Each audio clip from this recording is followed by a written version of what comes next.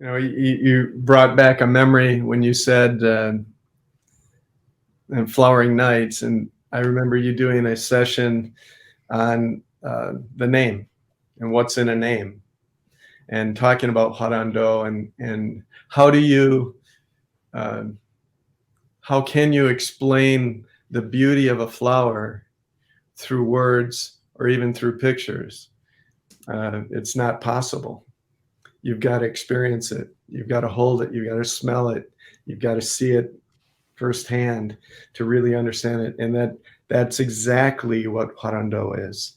Absolutely. It gets put in a box with all the other martial arts out there, but what really makes it unique is experiencing it. And it defies words, and it becomes action.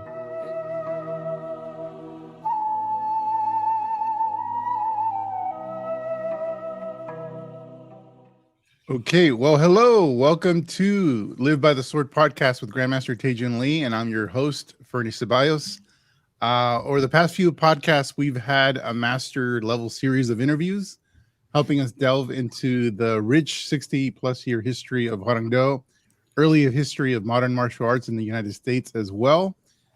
We've had a fascinating discussions and conversations with all our guests, including Master Dylan Cerny on his start in Hwa Rang Do in the late 90s, disciple of Grandmaster Taejoon Lee and Hwa Rang Do founder Dr. Joo Bang Lee. And we've had an amazing conversation with Master Young-Soo Kim on Hwa Rang Do's early history in Korea and also early history in the United States in the 1970s, and Hwa Rang Do's interactions with other martial arts artists of that era.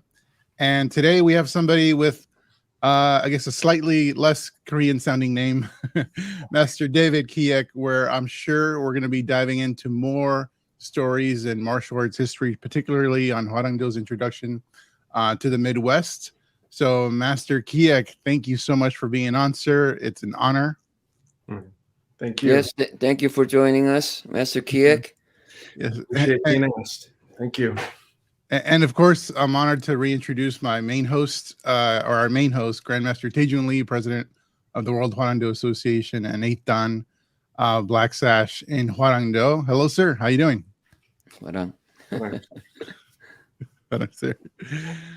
Well, I think we probably would want to start this with you, Master Kijek, just sharing a little bit about your background and currently what you do, but also your early history with Hwa Rang Do and how you just found martial arts in general. And I know there's a story behind it.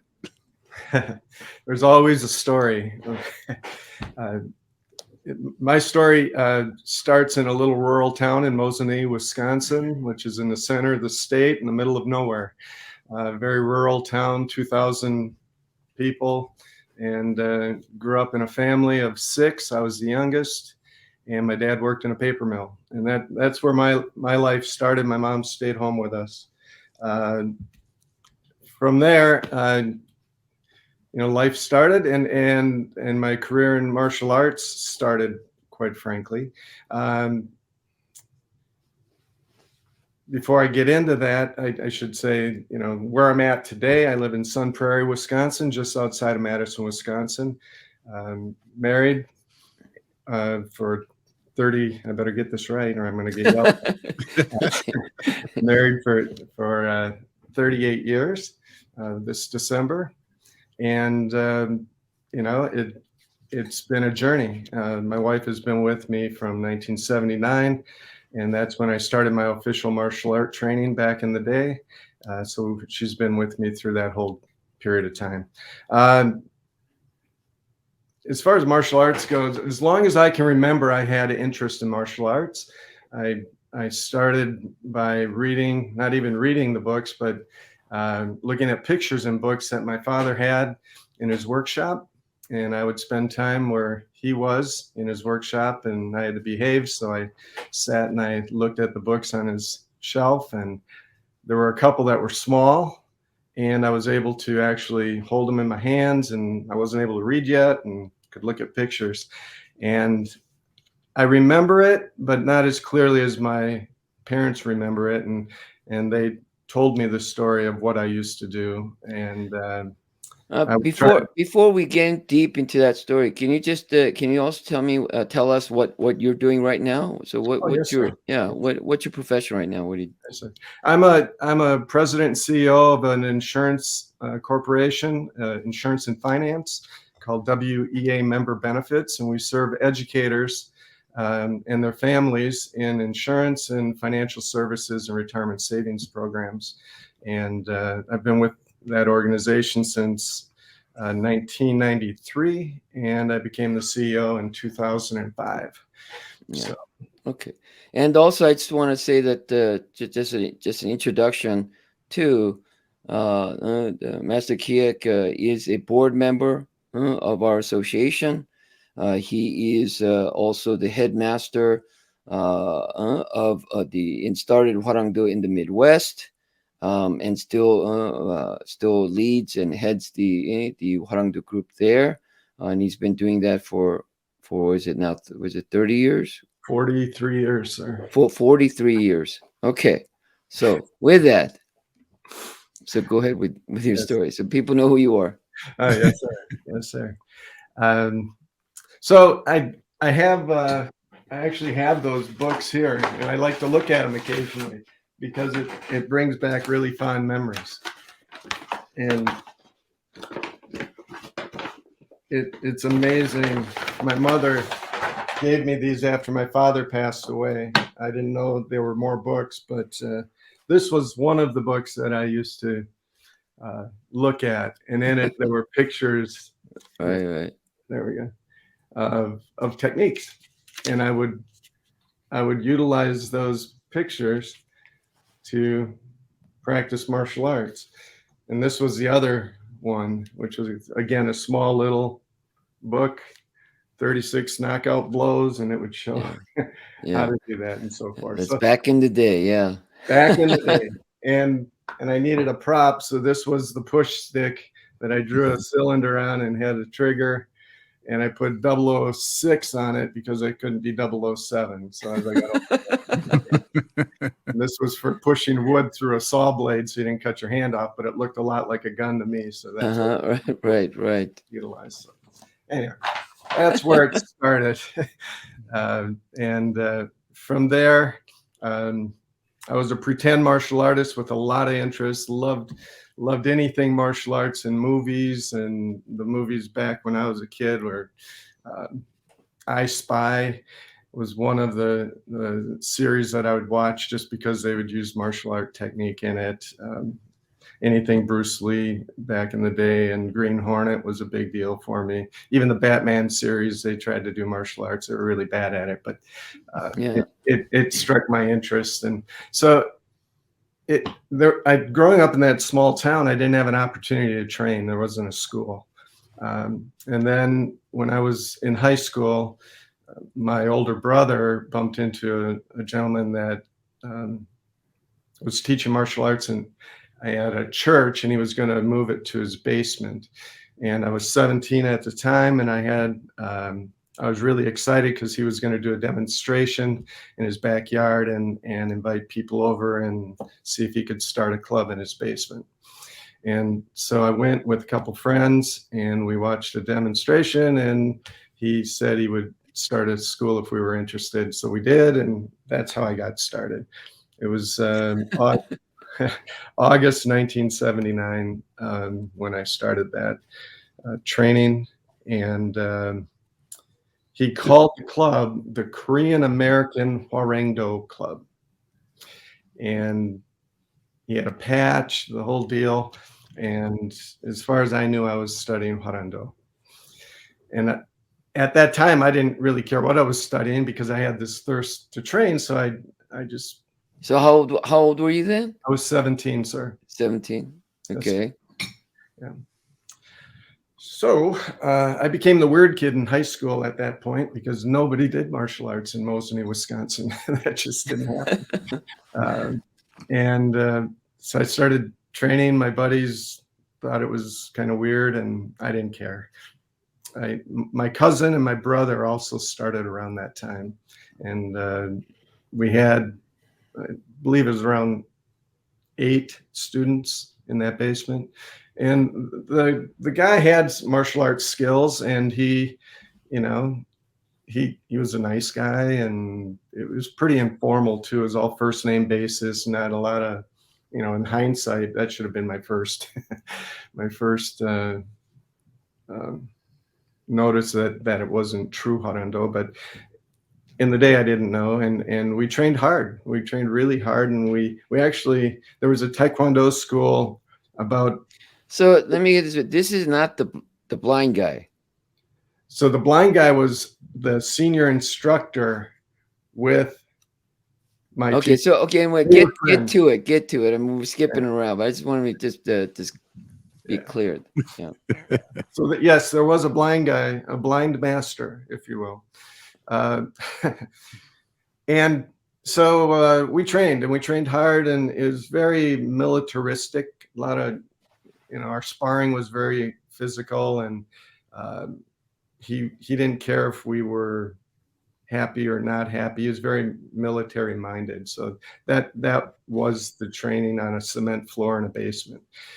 He put a piece of carpeting down, and that's what we did our falling techniques on. So there wasn't any pad under that carpet. It just looked better. So we trained, and I trained hard, and I wanted to be a martial artist, and I wanted to be really good at it. So I practiced a lot, and I had that motivation to do that. And over a period of time, we met people and had more students and did demonstrations and things like that. When we started, the first day, he gave us a handout, and the handout had the history. It had some terminology, and it had some school rules as to what we were supposed to do. And that, as it turns out, that handout was written by another person that was friends with my teacher. And that they both moved from Utah to Wisconsin for work. And somehow that the assistant, if you will, I won't use names. I don't even know if he's alive anymore. But yeah. But the assistant was legally blind, and so that was intriguing, right? Because he walked with a cane, and he was supposedly legally blind. Again, in hindsight, I don't think that was true, because we had jokes among ourselves that, if a pretty woman walked by, he wasn't blind, because he would turn, he would look.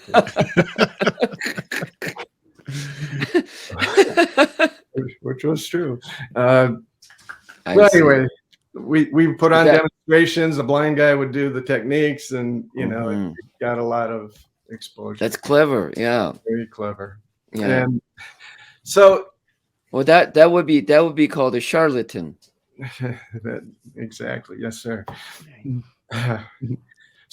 So I trained with him. It was about 2 years, a little under 2 years, and I'd moved up, and I became one of the senior students at that time.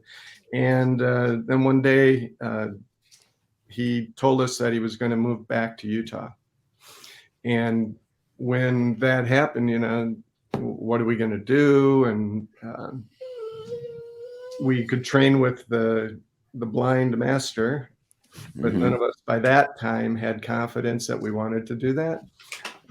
So we decided to move the club into my parents' basement, and my dad gave me permission and to do that. And knowing now what I know about my dad, it wasn't a surprise. It shouldn't have been a surprise that he'd let strangers coming into the house. And so my brother and I set up a school in our basement, and we began teaching there. And I wasn't a black belt yet, and I was a half black in that system. And you were really the original basement martial artist, huh? I was a basement martial artist.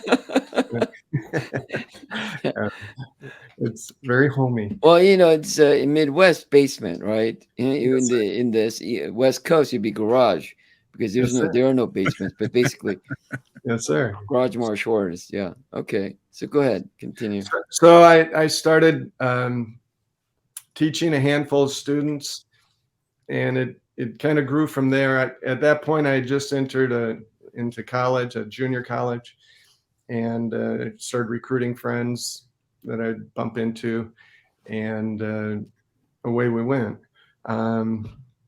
Little backstory: I had a choice to make prior to starting to teach, and one of those choices was going to be to go to a Taekwondo school that had opened in a neighboring town, and because of my girlfriend at the time, who is now my wife, she talked me out of that. She said, "You're not going to be happy doing that." So she knew where my heart was, and what, in hindsight, I credit her with keeping me in what I thought was the Hwa Rang Do lane. Right, right. So had students, taught students, and kept training, and I would go out to Utah to visit my teacher and continue to train. And we would do seminars in the summertime and have week-long camping and training and that type of thing. It was a lot of fun and hard training, and it just kept me moving forward. Having students made a huge difference. Had I just tried to train myself and sit and do that, I don't think I would have stuck it out. I think there's a lesson in that. When you're accountable to other people, it really pushes you to be more and do more than you might otherwise do on your own volition. So fast forward, went off to college, left the club to my brother, and then a cousin took it over, and I went off to school, opened a martial art program at the university I was going to, and still teaching the same stuff I had been teaching. But then I started to get exposed to other martial arts while I was away at school. And that was fun, to experience like systems I would have never encountered. One was Ishin Ryu karate, very strange, the way they punched and the things they did, but it was good exposure anyway. And we would share ideas and techniques with different students that would come by. Mm-hmm. So that was fun. And we did big tournaments for muscular dystrophy and so forth. Well, while I was there, I bumped into an assistant professor who had heard that Hwa Rang Do was on campus, and this guy was very involved in lots of things, but primarily law enforcement training. He was a part-time police officer. He was heavily involved in writing books and doing video series on handgun tactics and how to clear a house, for instance, if you're a law enforcement officer, or how to do weapon disarms, or how to that type of thing. Okay, yeah, tactical. Yeah, lots of police programs. Anyway, he knew about Hwa Rang Do, and he knew about it because he was a part-time instructor at Executive Security International in Aspen, Colorado. And as it turns out, Taejoon Lee founded that program, and he did it along with one of his students at the time. And so my friend Mike was able to, he was out there working with the ESI program, and ended up starting to take classes from the head of ESI, who was Taejoon Lee's student. So rather than go back and forth to Aspen for training, he thought, well, why don't I just do it in my town where I'm at and where I'm teaching? So that's how he came and sought me out.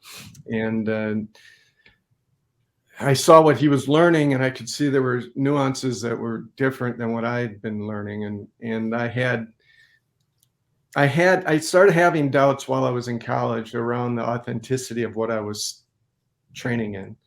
And so while at school, I went into the library, and there was they had the Reader's Guide to Periodical Literature, and I went in and I searched for Hwa Rang Do, and to my surprise, they had every black belt magazine going back in time, and I was able to go and photocopy all of the Hwa Rang Do articles going back to when they first started showing up in Black Belt magazine.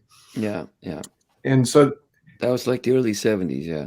Yes, sir. And so then I could see and I could read, and that's what started creating doubt in my mind about what I was learning. And then I met Mike, and then I got a little more doubt, and then I got invited out to Aspen. Mike's deal with me was he would teach me the law enforcement and use of force stuff, and I would teach him martial arts. And so we exchanged ideas, and I became an instructor then in the handgun program that was being taught at ESI. And so I would go out and I was able to teach. But when I did, I met Taejoon's student, and we started to exchange ideas and techniques, and I could clearly see that what I had was different. And that's when the flags went off, and I called my teacher and I questioned him. He said, same tree, different branch, that of thought. And he backpedaled. And then I went out to visit one of the seminars in Utah. And we had a seminar, and that's where it hit the fan. And I found out that he, well, the thing is that there's no way that what year was this?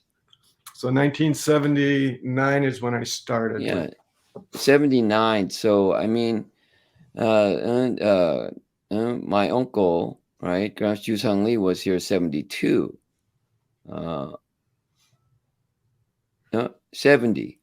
Taejoon came here 72, and then I came at 74. So I mean, it might be possible if he was out in the West Coast, but he was not. He was not trained at all. And then there weren't that many students to begin with. By 79, that it would have spread to Midwest or anywhere else. It was all basically in the West Coast, and then of course Ichanis and the building of ESI. That's the mid 70s to late 70s. So yeah. I think I never got the straight story from my teacher, and he has since passed. So he's gone.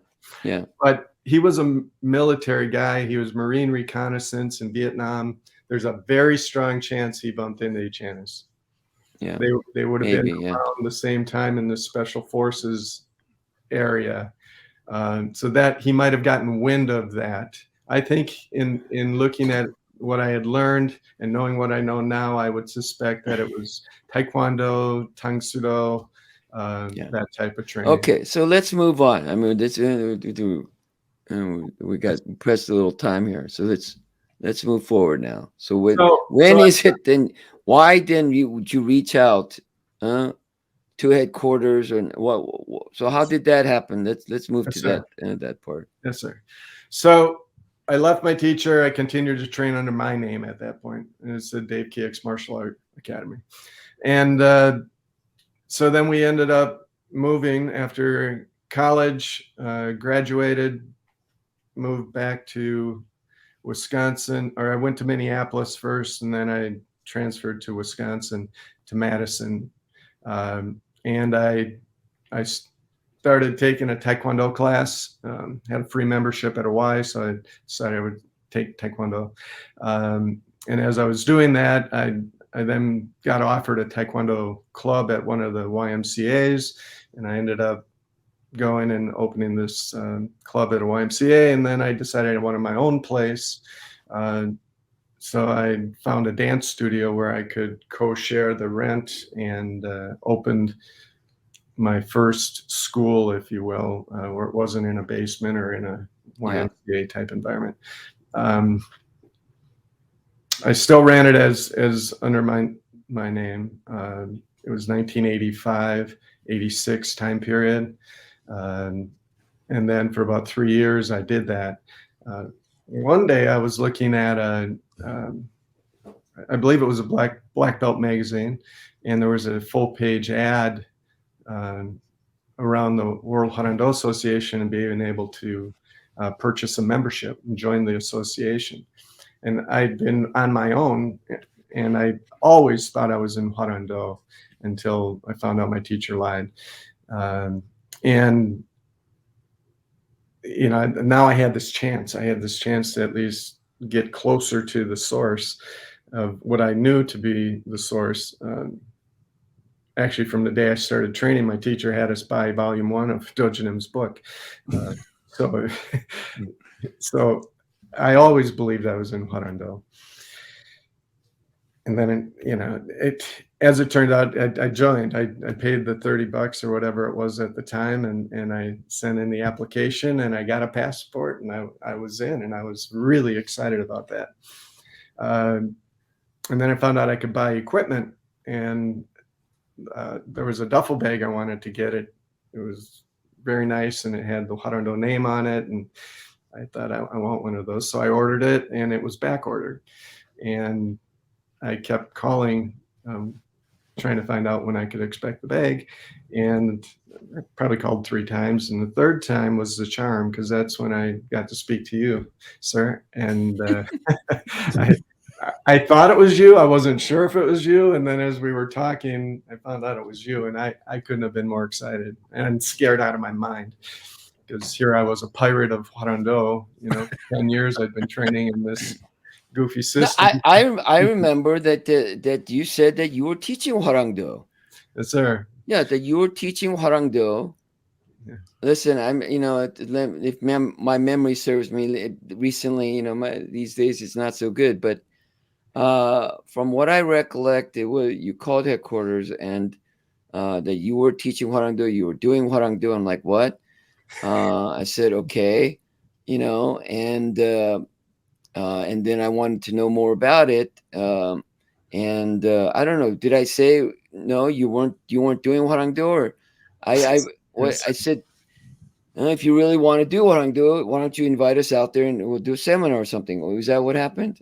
Yes, sir. Yes, sir. Initially, in that telephone conversation, I lied and said I was in an Americanized Taekwondo system because I didn't have the guts to tell you. Oh, okay. And then you started saying, well, if, people switch over and people are able to come into Hwa Rang Do, right. But you'd have to, show us you're serious about it, and you'd have to put on a seminar, and then you laid out the specifications of what it would be. And I thought, well, if I'm going to meet you, I better come clean. So that's when I see. I wasn't honest with you, I have to tell you. And I told you, and that's when I fessed up. And then you pointed me in the right direction. I knew I wasn't in Hwa Rang Do at that point, and you confirmed that. But you graciously said, that's okay. That happens. There are lots of people that lie about being in Hwa Rang Do around the globe. Yeah. This isn't our first time we're hearing this. Yeah. But if you'd like to pursue it, you can. And at that time, I had maybe 20 students that I was teaching. And so you said, why don't you put on a seminar, but you got to advertise to the Midwest. And, the parameters of setting up that seminar were pretty vast. And, it's challenging, but it was okay. I had a glossy flyer I had to put out. I went and had mail lists created. I did a whole mass mail piece. And so I was glad I did it. Then it's not so simple back then. I mean, it's easy now, yes, but back then that's not the case. No, you literally had to collect an individual mail list and type it out and label and send out. That's very time consuming. Yes, yeah, I mean, that's one of the things that we deal with, and we've been dealing with from the very beginning. We still deal with it today. There is some romantic nature about the Hwa Rang and Hwa Rang Do and our history, and Taejoon Lee being the first one, and of course he's the founder, and there seems to be a lot of people who want to make that connection without actually paying the dues or doing the work. Yes, sir. And getting official ranking in our system through our system is it's a very challenging thing. So we are one of the oldest modern martial arts to exist today. We're older than Taekwondo by more than a decade. And the formulation of Hapkido also, that was when Taejoon was one of the persons involved in the formulation of what we now know as Hapkido as well. So, right now, recently I just saw somebody, in Korea who's calling Hwa Rang Do and doing something. I mean, it drives me crazy, but as they say, what do they say? It's when they copy, it's flattery, right? It's right. It's a form of flattery, and we always have that. We have pursued in the past. We have copyrighted and trademarked our name. We've copyrighted all our forms, and we've done all these things.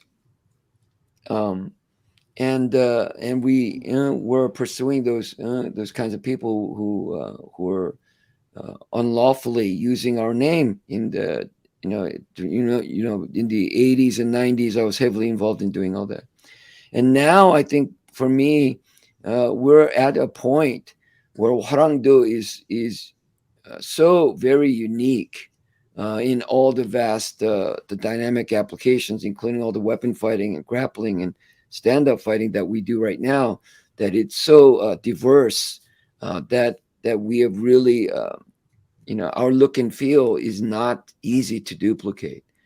So I have this people can try it, but I'm not concerned. I'm not concerned. So anyway. Yes, sir. So yes, so we did the seminar, or we called, we talked, we set it up, and then I went out there with my brother. Then, and funny story, we're driving, and there was a magazine article that had come out where you were doing partner training with your brother, with Master Lee, and we were driving. My wife and we saw the magazine. I showed it to her in a grocery store, and I said, "These are the guys that are coming to visit us." And she goes, "Oh, really? They look like such nice. You better behave. You better behave." And she said, "And you better not drive fast." And those were her instructions to me.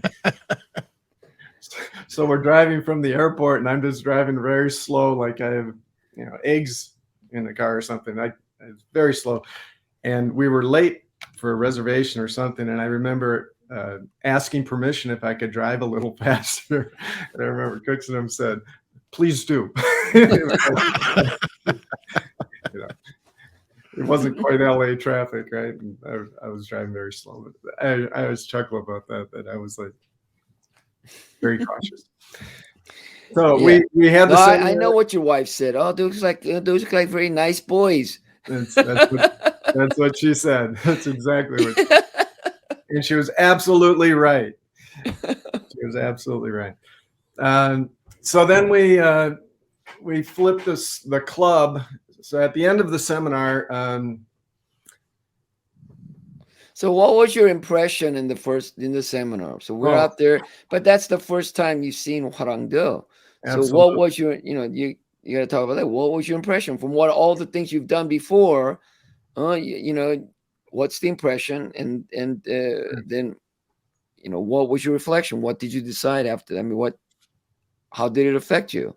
Yes, sir. So at the time we had 20 students, and those 20 came to the seminar, and then we had people from out of state that actually came as well.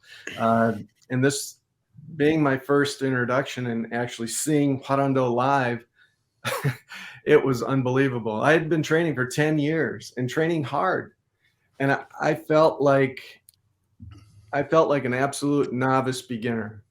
And I remember trying to do some of the kicks and seeing them demonstrated. It looked so easy. Trying to do this stuff was near impossible at that time. And flying kicks, we were taking photos and couldn't believe the air and the grace and when techniques were being executed effortlessly, but just there was no question in my mind. I'd never trained in Hwa Rang Do, and the art itself was absolutely beautiful in a way I'd never seen. I absolutely didn't see it. And, I still think about that time. I still remember trying to walk for the next week after that seminar, and we had a 2-story house, and I had to go up the stairs. I literally crawled up the stairs because my hip flexors wouldn't let my leg get picked up. I couldn't do steps. I couldn't step over a curb. And you're pretty flexible. You were pretty flexible. Yeah. It was just different than anything I'd ever experienced before. And my students were super, super excited. So when I told them that I was accepted as a student and that we were going to change the school, nobody had any hesitation. They were all in, even though they had to stop, and I had to stop teaching, and they had to stop learning what they were learning. They were all willing to switch without question. Yeah, I mean, everybody, you all had to switch, start from white belt, start from the beginning.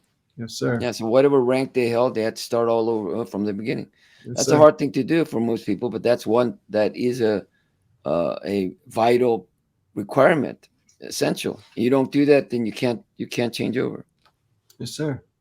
So the only material we had was the tape from the seminar. So for the next, I'd say 6 months, that's what we did.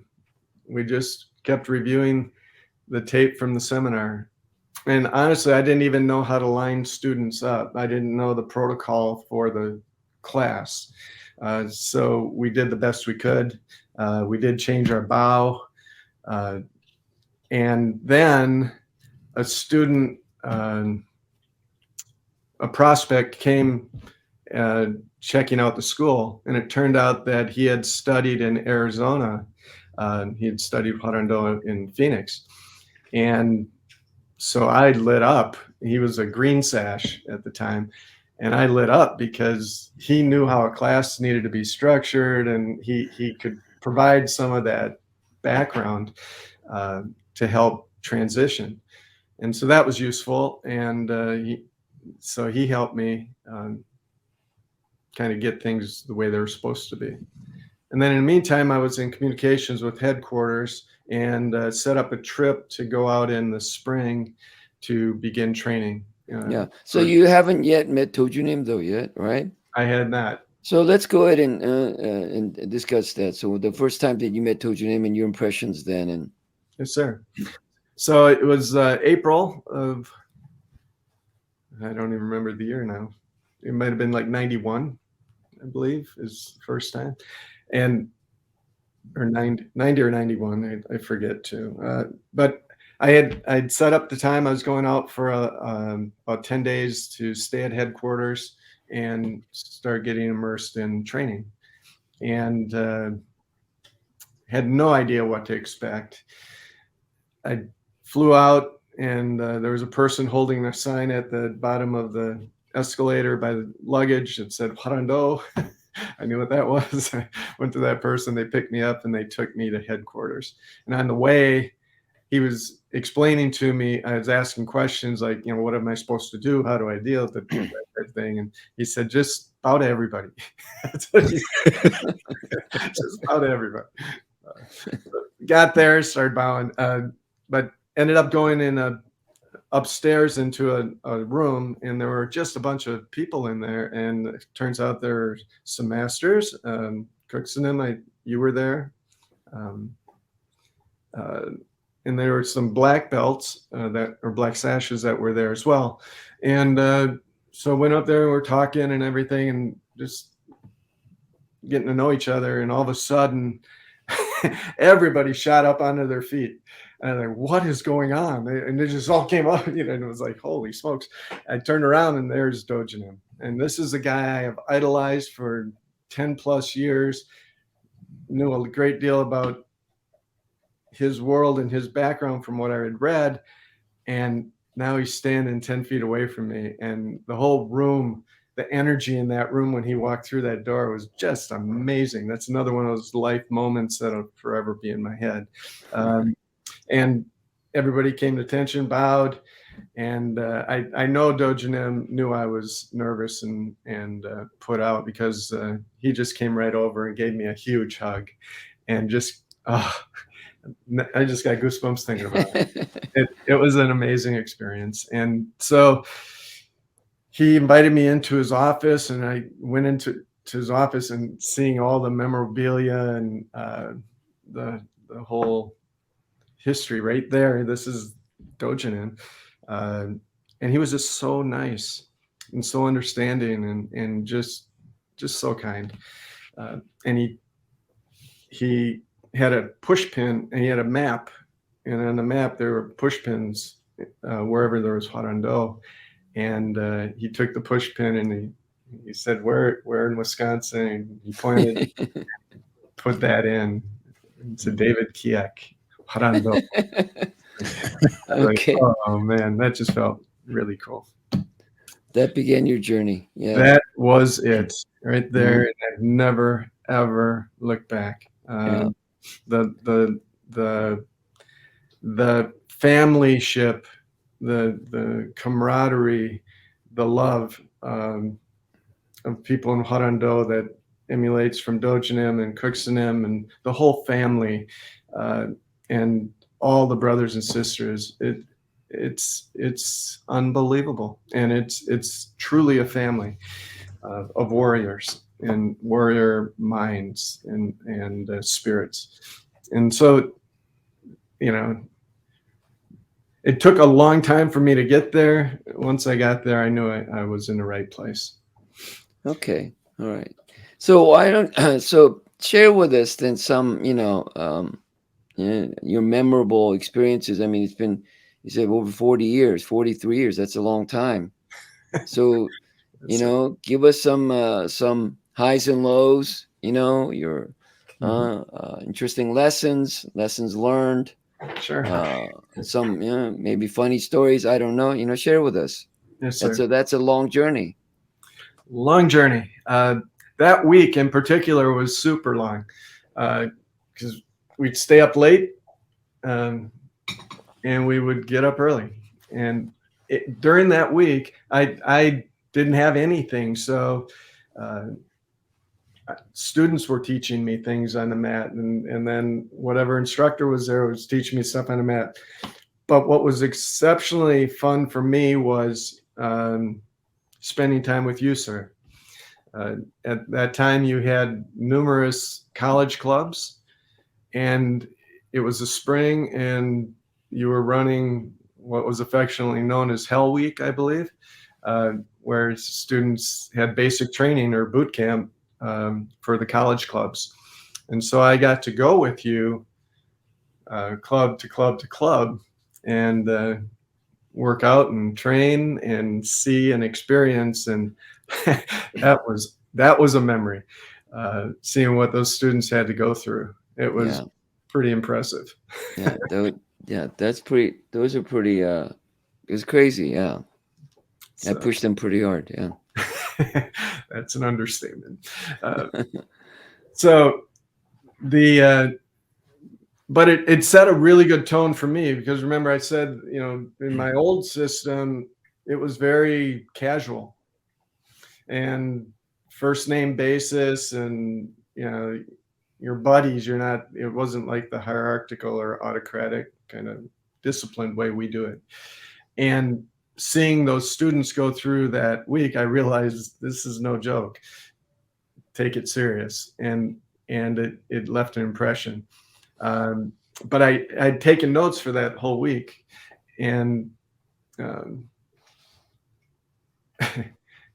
I got back from that week of training, and all my notes, I couldn't find my notebook.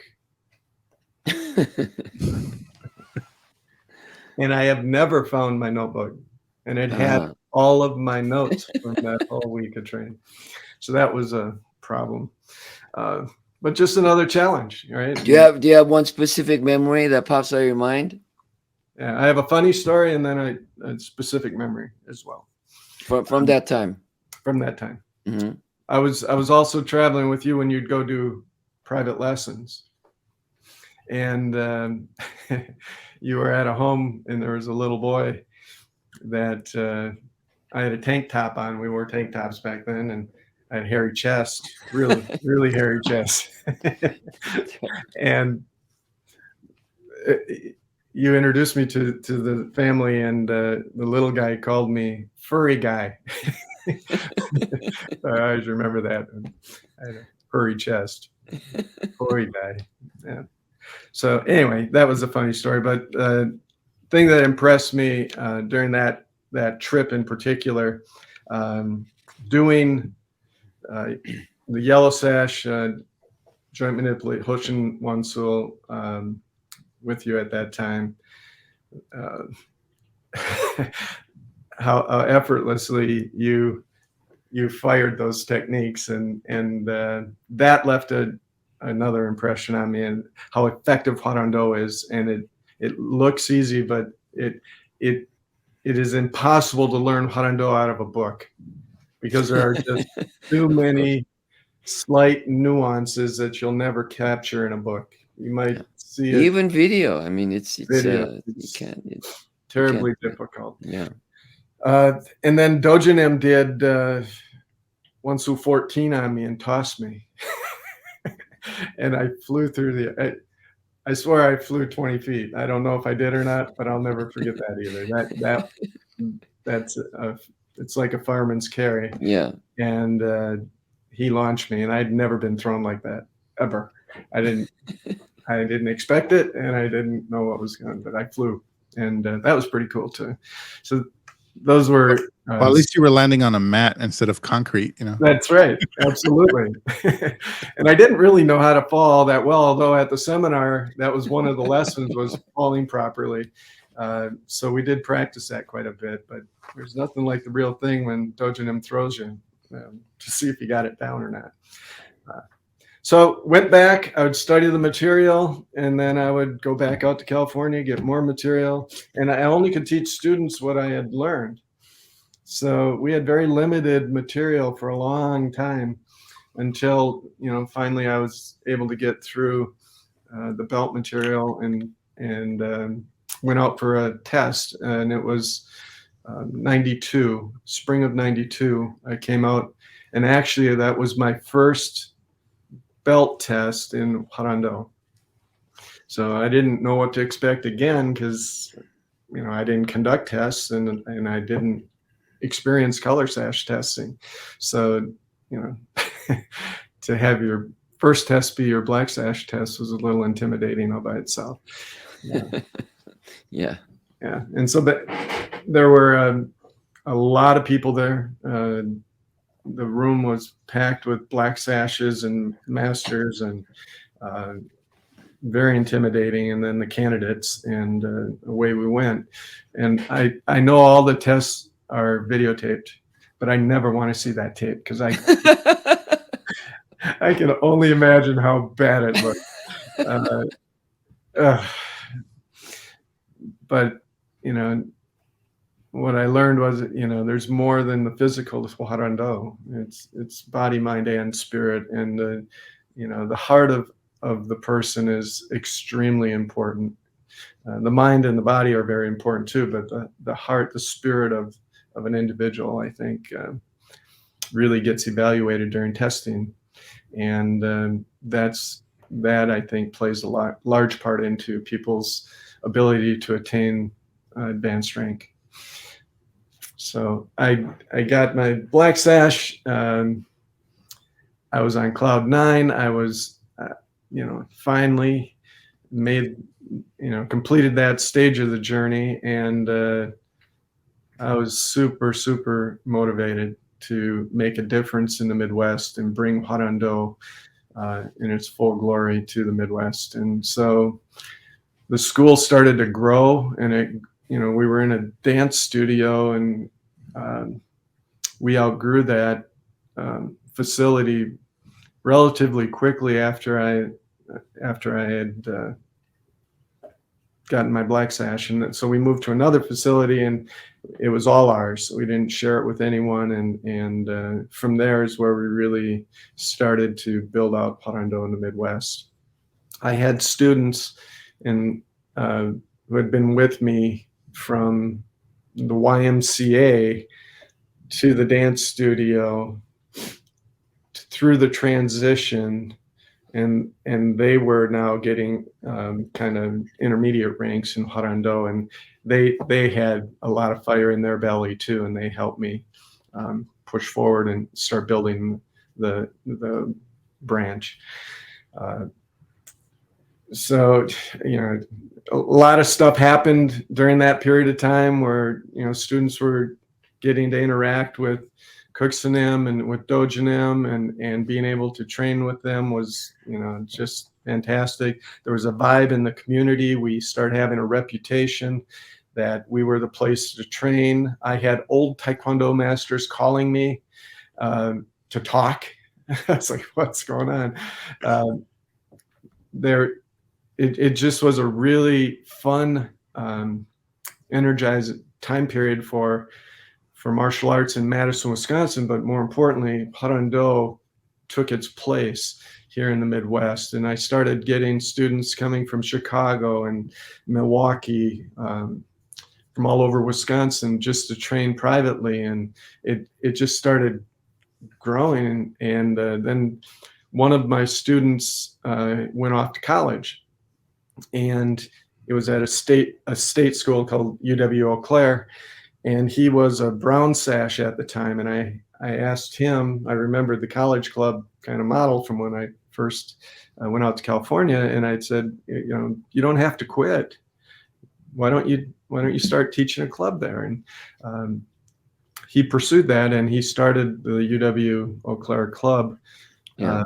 And that spread Hwa Rang Do now outside of Madison. Now we had another place in north central or northwestern side of the state. And so from there, the college club grew, and students would come down and do privates. You know, we'd be at the dojang and late into the night. They'd sleep on the floor and go back to school the next day. It was a 4-hour drive or 3.5-hour drive round trip. And that vibe started happening. So you bring that college energy. I had around at least 100 to 120 students in Madison, and it just started going. Yeah. And it was fun. It was so much fun. We'd have seminars, and we got press. Dojonim came and did a seminar, and so what do you think is take away one of the valuable lessons you've learned, and why, and how has it changed your perspective of martial arts, or of your motivations in training when you were younger and now? Yes, sir. Yeah, tons of life lessons. One thing, you know, especially over the years, and I'm sure you have too, sir, you know, people, how do you pick a martial art, right? How do you know where to go? And a parent, what should they consider when they're looking for a martial art? And that type of question comes up. And having been lied to and betrayed basically by somebody I had really respected, you know, anybody entering the martial arts really needs to do their homework and make sure they don't get duped. And especially if, you know, in our world, you know, we're fortunate we have Hwa Rang Do, and we have the program. It's, you know, as far as I'm concerned, it's the best martial art in the world. But there are liars out there all over the place, and there are so many, I'll call them storefront corner martial arts schools taught by people with very little background or skill, that a consumer really needs to be careful. Yeah. Have authenticity in their training. So one of my lessons, you know, in hindsight, I often think, would I have done something different? And for me, probably not, because I didn't have choices. It was late 70s, small town, no choice. But it did lead to something fantastic. So perseverance is a big part of our training, and stick-to-itiveness, self-governance, leadership, all those things come into play. And, who's going to live a life without adversity or challenge? Who's going to have that opportunity? Nobody, or it's a pretty boring life and one without a lot of value. And we've heard, the trials are what really determine your character and if you're going to push through. And so for me, through Hwa Rang Do's training, I've really learned that perseverance and looking forward, not backwards, is important. I've had some heartaches through the years around my martial art world. I've had students betray me that I trusted. I've had injuries. I've had just situations like that everybody does. You stick in something long enough, you're gonna have stuff. But I'm still here, and I'll be here till I'm dead. The idea of stopping after all that's led me to this point, it would be for nothing. And giving up was never an option. So yes, it was hard to train with limited material. Yes, it was hard to go get new material because I had to travel across the country to do it. Yes, it was difficult to grow programs when I had a full-time job and a newborn child and doing my master's work while I was working. And there are a million reasons why a person shouldn't train in the martial arts. They can come up with them all day long, and there's nuances all over the place. Everybody believes that that's the reason why they can't do it. I'm not in shape. That one makes me laugh. Of course you're not in shape. That's why you train, to get in shape, right? So I'm of course, when you start out, you're learning for yourself, but you become a teacher. And once you become a teacher, now you have students who you demand loyalty, and in any business or anything or any profession or the hardest thing is dealing with people, because we are flawed in many ways. So I've talked about in previous podcasts about loyalty, the problems of loyalty, what is the essence of loyalty, that the being loyal and sticking to something when it serves you, when it only serves you, when everything is good, that's not loyalty. Yes, that's self-serving. That is selfishness. That's transactional relationship. It has nothing to do with loyalty. From looking at you, I mean, there's a saying, right? What you obtain too cheaply, you esteem too lightly. It was hard for you to achieve it. You were far away. You had to struggle. You had to do more things to get. I mean, of course, we're also gonna talk with our Italian instructor. I mean, those who remain and who are very active these days, seems to me the people who had to struggle and go through hardship in order to acquire the knowledge. It wasn't right there. It wasn't spoon fed. It was not down the street. It was something that you really had to make an effort to. So we talk about loyalty, we talk about perseverance, we talk about the stick-to-itiveness. Well, what would you so for me, I'm saying that as one of the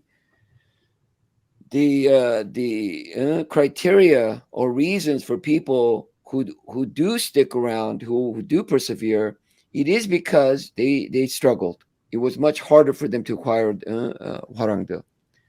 So I think that holds true. What would you say, from your perspective, what would be the thing that could help people to persevere, to continue and not quit when they have certain doubts and so forth? What would you say? Sir, I would say that if you consider, I've always considered Hwa Rang Do a vitamin. And if you're training, you're taking in your vitamins. And I'd say that to students, that Hwa Rang Do meets you in your world where you're at, and it makes you better. So whatever it is you're after in your world, Hwa Rang Do can improve it. So, for instance, if you're in your world and you're a Christian, Hwa Rang Do can make you a better Christian. If you're a parent, Hwa Rang Do can make you a better parent.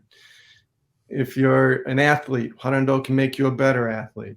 Whatever it is that you're into, if you're an employee and you want a promotion, Hwa Rang Do can give you the skill set you need to move your career forward.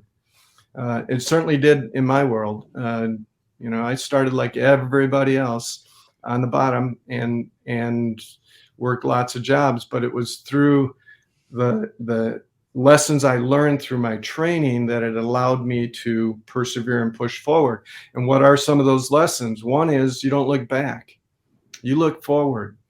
And, it's cliche and people say, you don't win a race looking back. Well, it's absolutely true.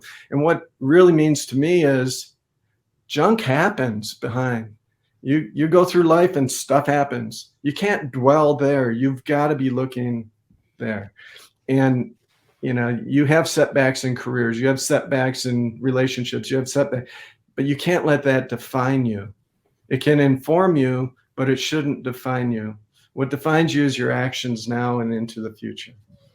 And so if you're struggling, look forward to where you want to be and what are you going to do about it to change things. Don't look back and say, I'm a victim of that, so therefore my life sucks for the rest of my time on this planet.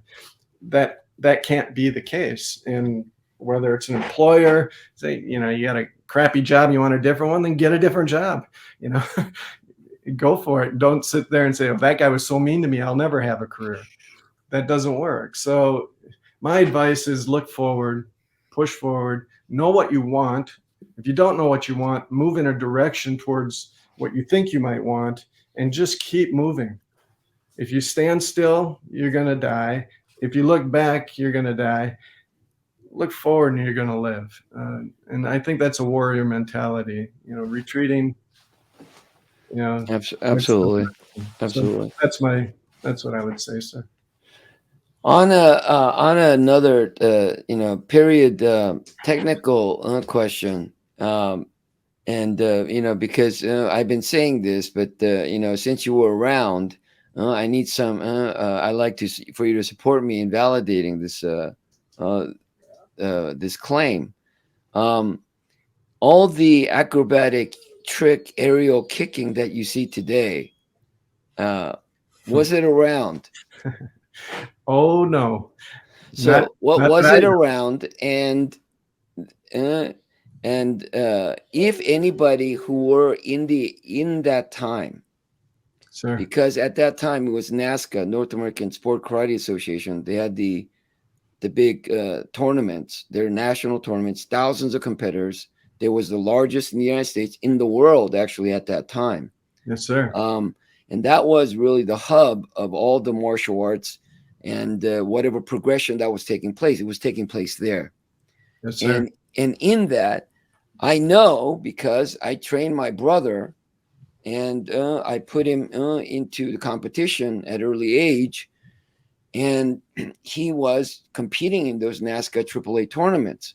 And at that time, I know for a fact that nobody was doing the aerial kicks, and I got my brother to do, which was the first 720 in history. Yes, sir. So I mean, I know you also know because you went to the Diamond Nationals there, right? Yes, sir. You saw him there. So, right. And so, is that true? At that time, was there anybody? Now, they're doing crazy things. Yes, sir. Okay. But what they don't realize is that in that time, it was through us through me through training my brother and getting into compete. First time Hwa Rang Do in the open. That was the first time. Hwa Rang Do maintains kind of like in a bubble, and that we've kind of broken out of the bubble and went into the public arena. Yes, sir. And that's what happened. Absolutely. And you see now these all these incredible aerial kicking, but it started then. Yes, sir. And in fact, we took Master Lee to the Diamond Nationals, and massive tournament, like you said. It held in ballrooms and hotels, and it took up the entire hotel, and they had conference like breakout sessions, but the tournament was the focal point of the whole thing. And we got invited to do a demonstration during the Grand Championship in the evening. We were the entertainment. And when we walked into the tournament, it was unbelievable. See, thousands of people, rings all over the place, and a big center stage ring, and just tons of action everywhere you looked in this massive hotel. I don't know how many rings were in that room, but there were at least a dozen. There may have been more, and people everywhere. Master Lee went up on, he was going to compete, and he went up onto the stage, and as soon as he stepped on the stage to go into the ring, the place came to a pause. All the rings stopped, all the noise stopped, and all eyes went directly on him. It was an unbelievable transition from all the noise and all the just whoosh, and you could hear Eric Lee's on the stage, Eric Lee's on, and and then this music he selected, you may have picked it for him, but a big bass and very traditional. He came out and he killed it. He did a sword for him, and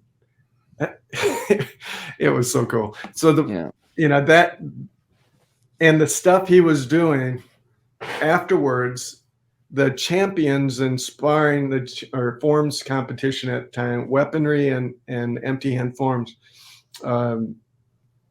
were coming up to him and asking him how he did the kicks. I mean, he was running in one direction, throwing a front kick while he did a back kick, and then flipped over, and amazing acrobat. And they were trying to do it, and I think I still have a videotape with it on, watching them try to kick, and they were about 6 inches off the floor, and they couldn't pull it off. And I would chuckle because those were the guys that were, the guys in NASCA, and NASCA was, like you said, a national thing. So it's amazing. Yeah, it's amazing how, and then after that, after the 90s, was it 90? 93, 94, we stepped out. We stayed out of participating in those open tournaments. We didn't hold our tournaments either. We shut down. Yes, sir. And we didn't, because of we didn't want to get into the politics. We were dealing with the politics, and we had a couple of tournaments ourselves each year. We stopped. And in that time that we did not participate, I mean, it just boomed. It's pretty amazing to watch. Yes, pretty amazing to watch. And you had won the demonstration team of the United States, basically, with NASCA, right? We never did. We never. No, I didn't. I don't compete. No, sir, not competing. But that's what they referred to you and Master Lee as, is the demo. We were invited to do the demos. Yeah, demonstration. Yes, we were. And that's where they really saw the aerial kicking and the knockback and the flow of Hwa Rang Do. That I think became the cook. Yes, and then that time was also then that's when in that is when we got invited to the Budo Gala in Germany. I mean, that was huge. That was 92, and then in 94. So it was right around, in that all that time. Yes, sir. And so in that time, yeah, they never seen anything like that. There was nothing like that. Now as much has changed, but yeah. Yes, sir. It was a fantastic time. It was so cool to see and be part of and experience it. It was just, yeah. Ferny, do you have anything? You've been very quiet here. You have Well, anything you'd like to ask Master Kijek? I'm curious. I mean, I think it's along the same lines of what we've been talking about right now. But I think for context for people who are new to our podcast, new to Hwa Rang Do, or new to martial arts in general, you mentioned Taekwondo masters calling you as you were, coming up in the Midwest. Can you kind of explain the reason like these masters, in these other arts are calling you, and like what were those conversations about? Like what did they want to know? Like they're masters of martial art. It's like, but they're like talking to and reaching out to a student of a master of martial art. So I'm just kind of curious because I think that'll provide some insight as to that era and how people were curious about what you were doing. So they hit me up on different occasions, and then they would use their students as well. Initially, they started using their students coming in and checking it out and seeing what was going on.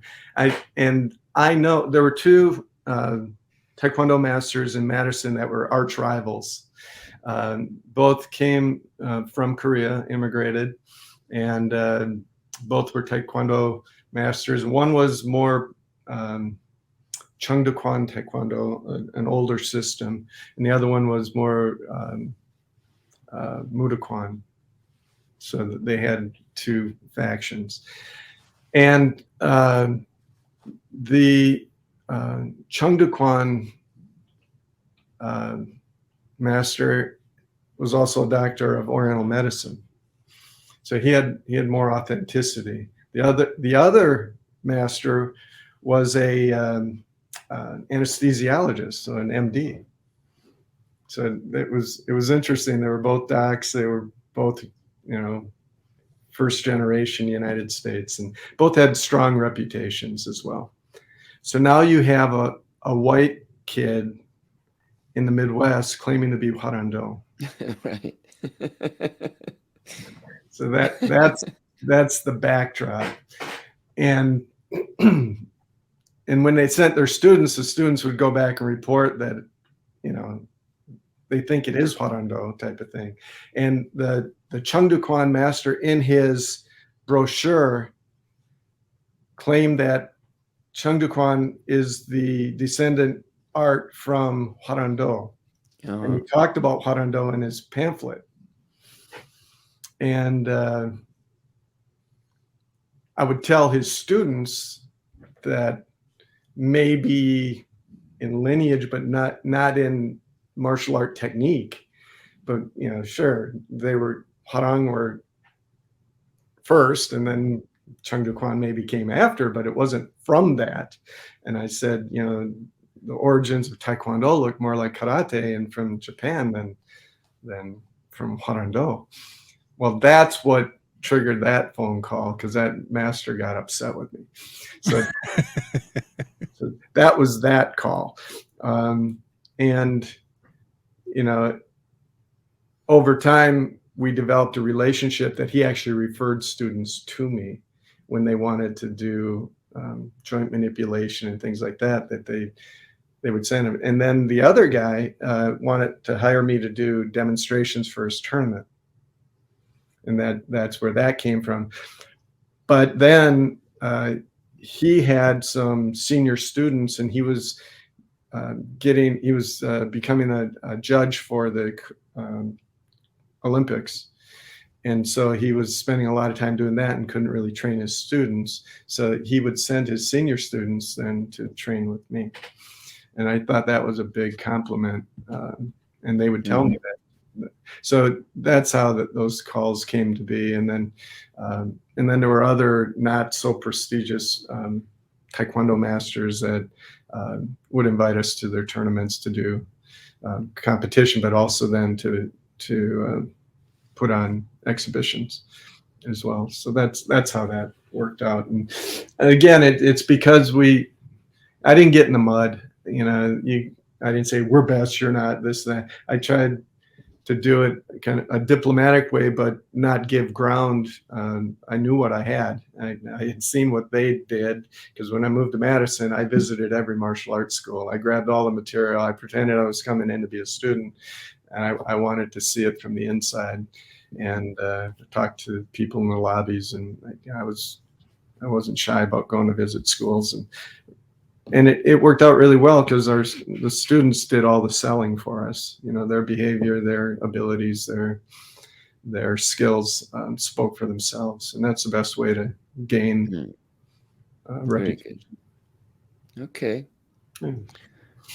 Do you have anything else that you'd like to share with us?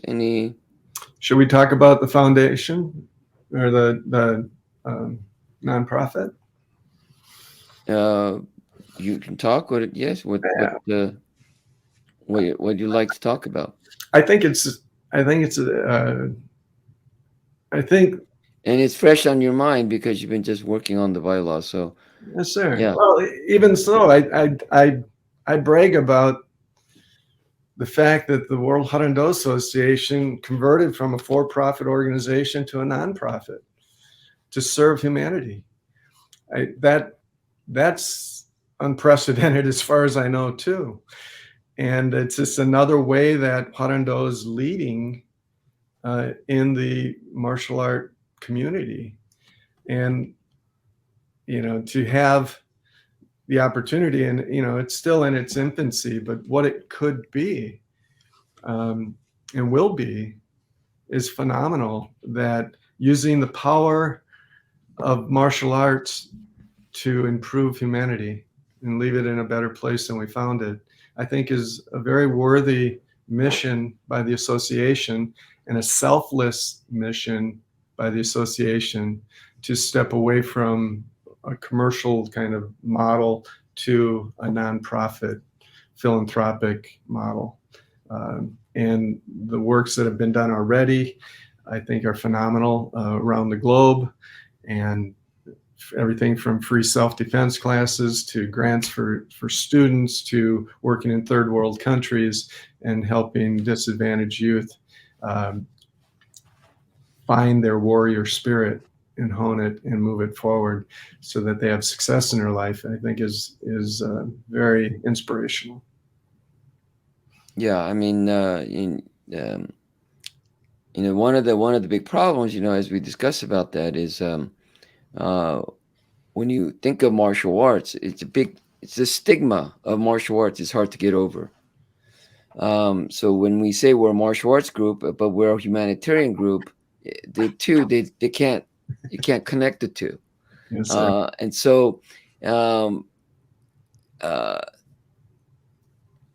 always, to me, the case with Taejoon and what Hwa Rang Do has been, and what I also aspire to do, is not do or take action in hindsight, and not be a follower, but setting trends, doing things that is not typical or what is the status quo. So I've always, and Taejoon has always thought ahead. Many times we're too much ahead, so we don't really feel the benefits and profit from our work, maybe in the past generation, but not during it. So that's the way I see it. I see it for the future, as you see, that it can be something that is amazing.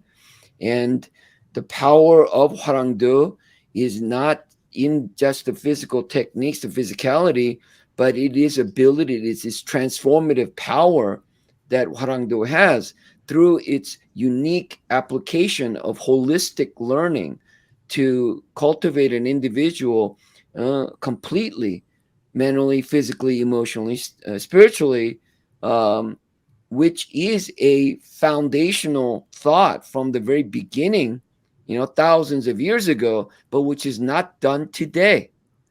Yes, Okay, sir. so it is not really revolutionary in that sense.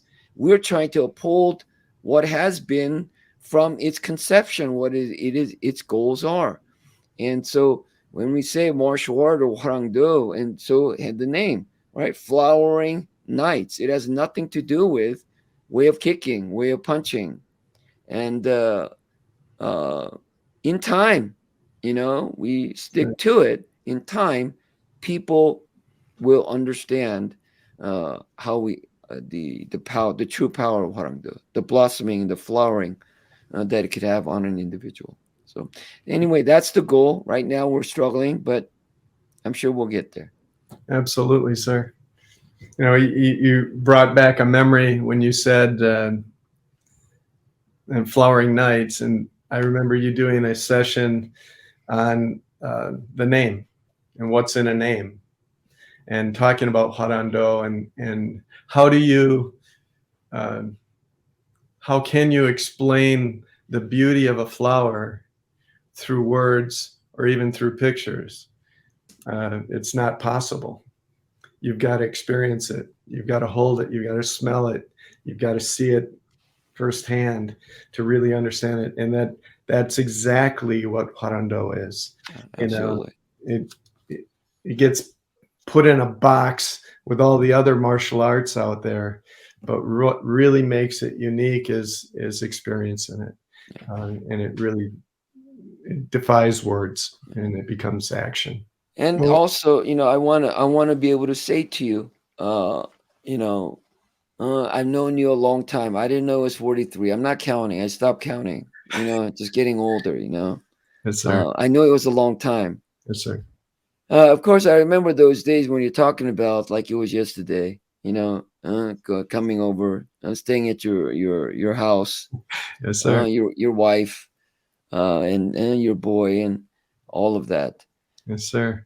When he was just as big as a pumpkin. Yes, sir. And so we've been through a lot, and I want to take this opportunity publicly to tell you that I'm very proud. I also keep our relationship very close to heart. You are definitely a family, and you're an incredible asset to our organization, to Hwa Rang Do. I know all the struggles and the things you've gone through there. And also that my ways are not always gentle, and they could be pretty sharp. But we are that is the warrior life, and you've exemplified your loyalty, and more so now because because of the recent events and things that has happened. And I often, a person's character, a person's sense of loyalty and duty can never be tested. It has to be tested. It has to be tested. So if there are no trials to truly test, then you cannot really know the extent of their loyalty. And I know you've been through a lot. We've all been through a lot. And you're still committed, working hard, doing your best for the association, and as a teacher and leader in the Midwest there. I know, it's hard to start over, but many of us, that to me is a true sense of individual strength, is their ability to redefine themselves, to start over. And I think that's a constant thing that we actually have to do, and that is also the thing that revitalizes and gives us strength and truly connect spiritually. Is always new, starting always new, thinking fresh, and you've served well, Oh, thank and I want to tell you that, and I love you very much, you. and I hope we grow old and die together. The Now, hopefully, later than sooner. Uh, Yes, sir. so I appreciate all your endeavors, and this is we have much more to do, much more to do. Yes, sir. Yeah, Sir. And I'm indebted to Hwa Rang Do, to Dojonem, and to you, sir. None of this would be possible without you. You've guided me from day one. If not for you, Hwa Rang Do wouldn't have been in the Midwest. It just wouldn't have happened. And you inspired me before I even knew you in magazines and articles that I would see. And you know, it's been a journey. It's one that I would do again in a nanosecond. And I love you, and I love your family, our family, the Hwa Rang Do family, Dojonem. I just love everything about it. It's been a life journey, and I'm not done. And yeah, I'm starting over again. That's absolutely true. I'm in my basement. I'm teaching again, and students are growing, and I need a spot because I'm running out of room. Pool table's getting in the way, so it's time. It's time to keep pushing forward, and absolutely. that's what I'm going to I think do. the hardest thing, I think, always is staying true. Sir. Staying true, Yes, and sir. that we don't change what is true or pure, and try to bend it to our will and to our ego, to make things suit us. Yes, sir. That we bend to it, and I think that is, that when you're young and foolish, you think you can do that. You can bend uh, the will of God uh, to your will, you know, and that is so futile. But when you understand it, then you can uh, live in ebb and flow, uh, Sir. in the rhythm, same uh, with that is which is infinite, which is divine, and I think that you know that's hopefully, I think, we're more wise, hopefully, and we can better do that. Absolutely, sir. So, Ferny, anything you'd like to say or add? Uh, just ditto, sir. Love you both. You've both impacted my life, and um, you know, I'm just appreciative of the history because I came late into Hwa Rang Do, and I definitely understand the like I have context for like the idea of what you know gain too easily, you esteem too lightly, and uh, it. I just really appreciate your willingness, Master Kijek, to persevere through the ups and especially through the downs, and of course you have Grandmaster Taejoon Lee here, who's uh, modeled that behavior. He's been through many downs, and you've seen those downs, and you've seen him just continue moving forward and bounce back. And I think that helps to see that leadership.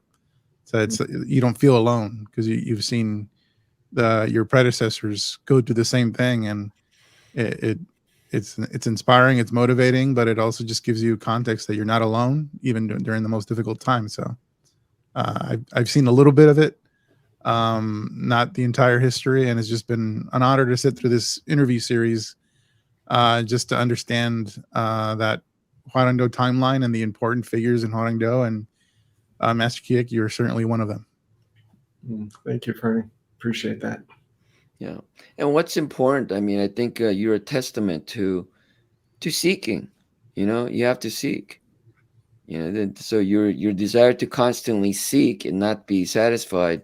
If you didn't seek, if you didn't have that seeking of truth, it wouldn't lead you to us. So I mean, there are many fake Hwa Rang Do people out there, but as long as they're seeking, and many of them, they do it because unfortunately were not so widespread. So I completely understand that. But now, there's no excuse because now I have an online school. Yes, you do. So I'm making a plug for my online global university, right? Hogu, and I teach that directly. So it's hwarangdoglobal.com. If you're interested, please check it out. Yes. And so anybody can learn. But anyway, the goal, as long as you constantly seek for the truth, you're seeking for knowledge, you're seeking for betterment, then, we've said it before, right? People are true warriors, right? True at heart to be a warrior with warrior spirit. It will all lead to us. Yes, sir. And Kilbo loves you too, sir. Yes, I love you too. Okay. Final words, and I think we can close this session. Sir. Saying that you used and you've said before, and I wrote it down, and it still rings true for me, is don't look for exceptions, be exceptional. And it's that spirit of that phrase that I think all of us should aspire to and work towards. That if we're seeking to be exceptional, we're on the right path. And Hwa Rang Do is certainly a tool to allow us to do that. And again, I thank Dojin and I thank you, sir, for providing us that capability and that mechanism to seek in a good direction for good purpose. So thank you, sir. Very good. Very good. Okay. Well, thank you for joining us and being with us today and sharing your personal history. And hopefully we'll have you back. Oh, yes, sir. All right. Yeah. Thank you so much for having me. Hwa Rang, sir. Ferny, you're the host. You got to close out. Well, I'm just, we'll be back.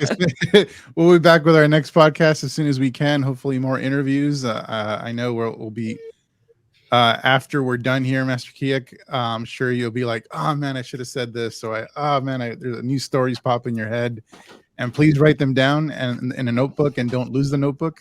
Because we like to know what those are. Well played. Very good, everybody. Right. Please take care. Hwa Rang. Thanks, sir. We'll see you tomorrow, sir. Yes, I'll see you tomorrow. Yes, sir.